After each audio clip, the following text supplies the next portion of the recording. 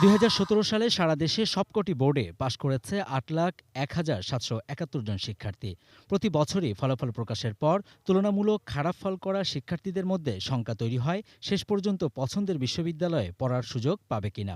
এবছর ১১,৬০,৩৭০ জন পরীক্ষা দিলেও যতজন পাশ করেছে তাতে সবাই কোনো না কোনো বিশ্ববিদ্যালয়ে পড়তে পারবেন বলে জানান বিশ্ববিদ্যালয় মঞ্জুরি কমিশন ইউজিসি চেয়ারম্যান। ৬,৪০,০০০-এর মতন সিট আছে, এটা মেডিকেল বাদ দিয়ে এবং অন্যান্য যেগুলি বলছেন সেগুলি বাদ দিয়ে। তো আসনের সমস্যা হবে না। যারা এইচএসসি বা সমমানের পরীক্ষাগুলোতে পাশ করলো এবার, তাদের অনেকেই আর পরবর্তীতে উচ্চশিক্ষা পর্যায়ে যাবে না।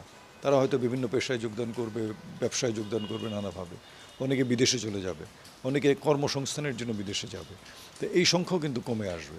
সেদিক থেকে উচ্চশিক্ষায় যারা প্রত্যাশী, উচ্চশিক্ষা গ্রহণে আগ্রহী, তাদের খুব বেশি উদ্বিগ্ন হওয়ার কারণ নেই, কারণ তারা কোনো না কোনো জায়গায় তারা আসন পাবে, এটা আমি নিশ্চিত।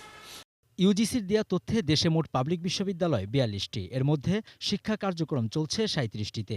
বঙ্গবন্ধু শেখ মুজিব মেডিকেল বিশ্ববিদ্যালয়, বঙ্গবন্ধু মেরিটাইম ইউনিভার্সিটি ও ইসলামী আরবি বিশ্ববিদ্যালয়ে স্নাতক পর্যায়ে শিক্ষার্থী ভর্তি করা হয় না, আর শিক্ষা কার্যক্রম চালু হয়নি ৫টি বিশ্ববিদ্যালয়।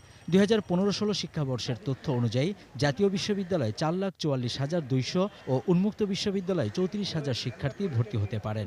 বাকি ৩২টি পাবলিক বিশ্ববিদ্যালয়ে ৪৩,৪০৭ জনের আসন আছে, যা এবছর আরও বেড়েছে। এছাড়া ৮৩টি বেসরকারি বিশ্ববিদ্যালয়ে ৩,২৩,৫০০ শিক্ষার্থীর পড়ার সুযোগ আছে বলে জানিয়েছে ইউজিসি কর্তৃপক্ষ। কিন্তু যদি পাশের হার বেশি হতো তখন নিশ্চয়ই আসন সংকট সৃষ্টি হতো। সেইটা আমি একেবারে নিশ্চিত না কতটা বাড়ানো যাবে, তবে প্রতি বছরই আমরা সব প্রতিষ্ঠানেই কিছু কিছু আসন সংখ্যা বাড়ানোর চেষ্টা করি। যেভাবে সব বিশ্ববিদ্যালয়ে কিছু না কিছু বাড়াবে, সরকারের যে সরকারি কলেজগুলো আছে সেখানেও তারা আসন সংখ্যা বাড়ানোর চেষ্টা করে। তবে যাতে বিদেশে পড়তে যাওয়ার প্রবণতা কমে আসে সেজন্য শিক্ষকদের পাঠদানের দক্ষতা ও আন্তর্জাতিক মানের সাথে সমন্বয় করার পরিকল্পনা রয়েছে ইউজিসির। সুযোগ সুবিধা সহ পর্যাপ্ত আমরা উচ্চশিক্ষা ব্যবস্থাটাকে আমরা নিতে পারি না, এটা আমাদের স্বীকার করতেই হবে। পাবলিক বিশ্ববিদ্যালয় আছে, কিছু প্রাইভেট বিশ্ববিদ্যালয় আছে, অধিকাংশ প্রাইভেট বিশ্ববিদ্যালয় কিন্তু এখনও সেই পর্যায়ে পৌঁছায় না। কখনই আমরা আমাদের শিক্ষার মান নিয়ে